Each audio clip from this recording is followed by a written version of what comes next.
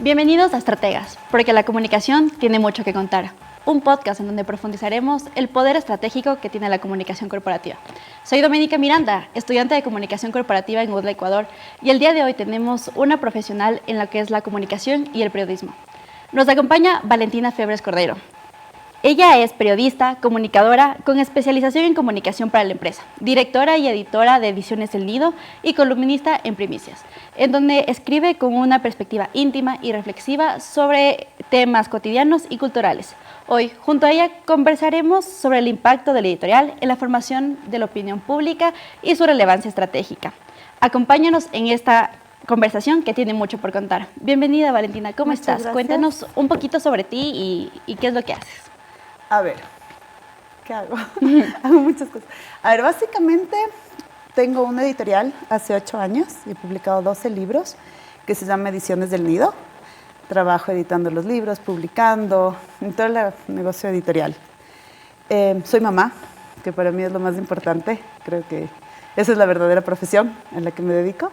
Y también tengo esta columna en Primicias, que ya voy 5 años y medio.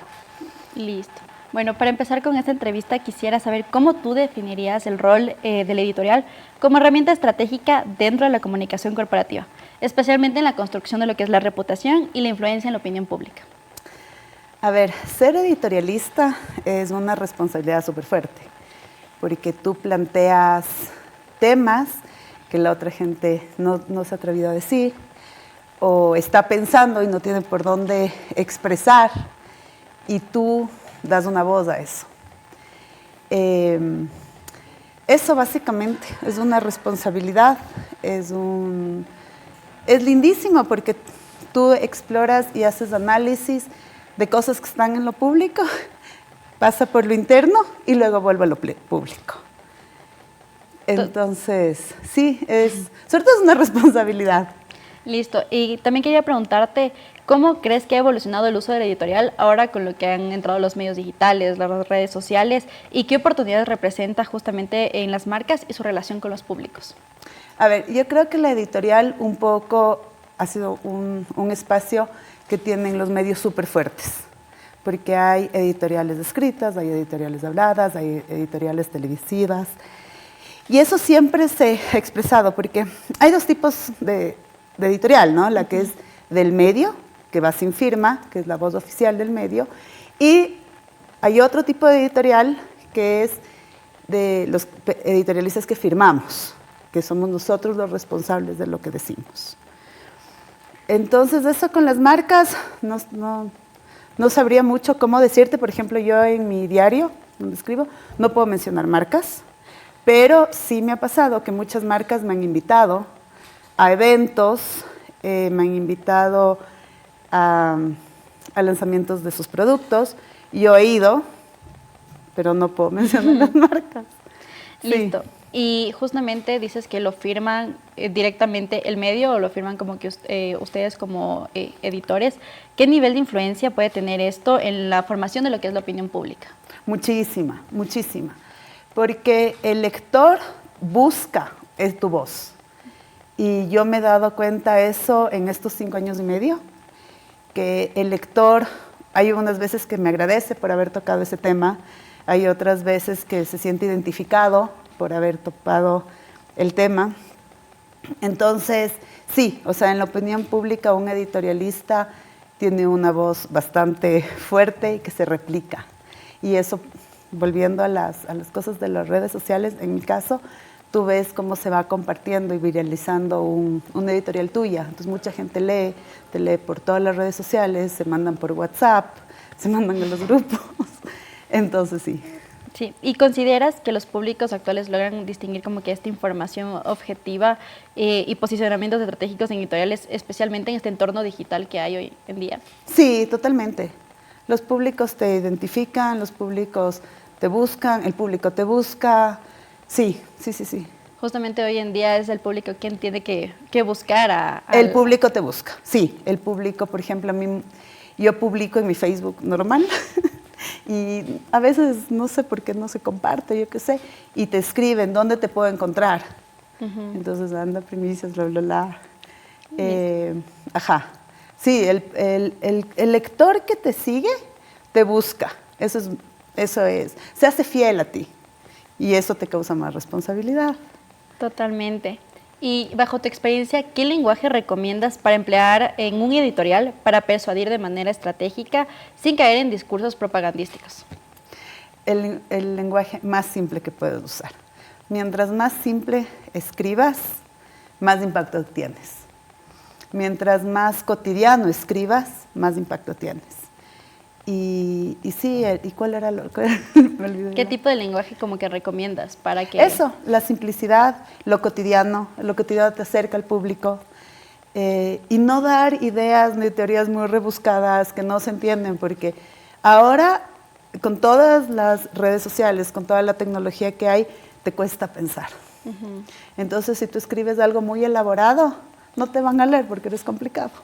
Es justo esto de adaptar el lenguaje al público que tú tienes, o sea, sí, los temas que tú escribes también. Totalmente. Hay veces que escribo mucho más cotidiano porque escribir un tema a la semana, buscar un tema a la semana es súper complicado.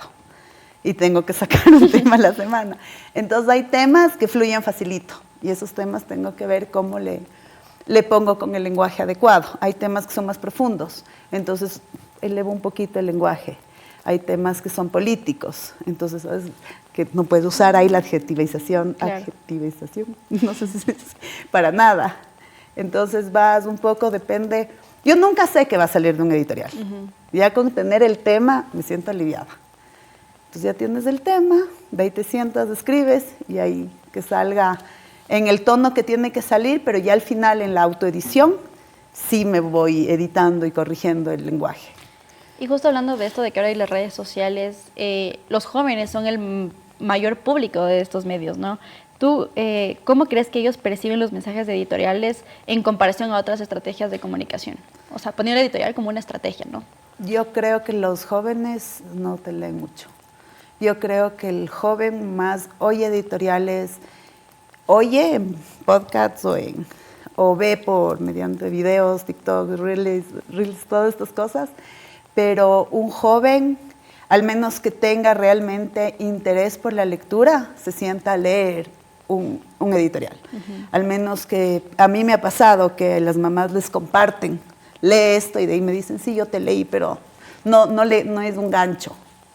Totalmente. Y justamente con este tema de las redes sociales, ¿tú crees que debilita o ha fortalecido la credibilidad de los mensajes editoriales tradicionales? Yo creo que depende a quién le sigas.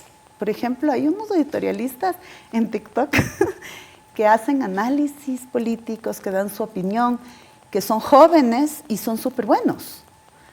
Claro, no sé qué pasa si tú les pones en un medio escrito a que escriban su editorial. Pero lo que dicen, los análisis que hacen, la opinión que dan, son muy buenos y son súper influyentes. Porque ese también es un tipo de editorial, no solo el escrito, claro, sino el hablado, el filmado. Entonces, sí, o sea, hay un espacio para jóvenes que hacen análisis muy buenos. Listo. Y ahora yéndonos a una perspectiva más corporativa y desde pues tu experiencia, ¿las empresas deberían ser totalmente transparentes en sus editoriales, en sus intereses o posturas, o deberían tener una postura más neutral? Es que las empresas siempre ven sus intereses y tú como comunicador de una empresa tienes que deberte a esos intereses. Depende en qué etapa salga la editorial, en qué esté la empresa. Entonces, si una empresa está en un escándalo brutal, tiene que haber un manejo mediático súper regularizado, analizado, que no haya mucho juzgamiento. O sea, si está en una cosa, en la empresa está en un prelanzamiento de un producto, tiene que causar expectativa, pero siempre debe ser lo más pegado a la verdad, lo más real. Eso sí creo, no se maneja para nada, pero yo creo que siempre, porque después tarde o temprano se destapa y ven la clase de empresa que son. Claro. Entonces, sí, en lo empresarial es súper importante manejar la verdad, a pesar de que el área de comunicación siempre trata de tapar. Y desde pues, tus más de 20 años de experiencia, no sé si has vivido alguna situación de crisis, Pero en este caso, ¿qué beneficios crees que aporta el uso estratégico de editoriales en esta gestión de la crisis o en la parte de consolidar una reputación institucional? Es que yo creo que hay en gestión editorial como tal, al menos que tengan algo muy interno, en una crisis interna. Pero en una crisis así lo que más te funciona es difusión externa. Entonces hacer que te inviten a medios, tratar de manejar ese tema, porque la empresa a través del comunicador y de la persona que va a dar la imagen es del representante, se podría decir, públicamente. Entonces ese discurso tiene que estar súper bien estructurado. Súper bien, al menos si es en una crisis, porque en una crisis te van a atacar por todo lado. Pero si tú tienes un discurso como empresa bien estructurado y sales y difundes y hablas en un medio, va a estar bien manejado el mensaje y va a llegar bien. Justamente me mencionabas en esta parte de una crisis interna y ya esta parte interna de una editorial, y quería saber cómo contribuye la escritura de editoriales al fortalecimiento de la identidad y los valores institucionales de una organización. Es fundamental. Es fundamental porque la comunicación interna en realidad es lo que funciona dentro de una empresa. Entonces, si tú tienes un espacio para difundir la editorial, que en este caso no sé quién escribiera, una editorial no firmada, y das los nombramientos y los lineamientos de una empresa y cuentas las novedades de una empresa a tu personal interno, el personal interno se va a informar. O le mandas un video, entonces es súper importante la opinión interna que se genera de la cúpula de comunicación para el resto del personal. Súper chévere. Y bueno, para cerrar, quisiera que me ayudes con una reflexión para todos esos futuros comunicadores corporativos que aspiran a influir de manera positiva en lo que es la opinión pública a través de contenidos estratégicos, como en este caso es la editorial. Yo creo que hacer muchísimos análisis, o sea, estudiar casos. Yo creo que para la comunicación interna y externa lo que más te sirve es estudiar y hacer análisis reales y estudiar casos reales de comunicación y cómo se manejan esos casos en comunicación interna y comunicación externa. Listo, Valentina, más bien agradecerte por estar aquí, por compartir con nosotros tu experiencia y por ayudarnos en este proyecto tan lindo que es el podcast de comunicación. No sé si tengas algo que decir. No, muchísimas gracias a ustedes por invitarme. Listo.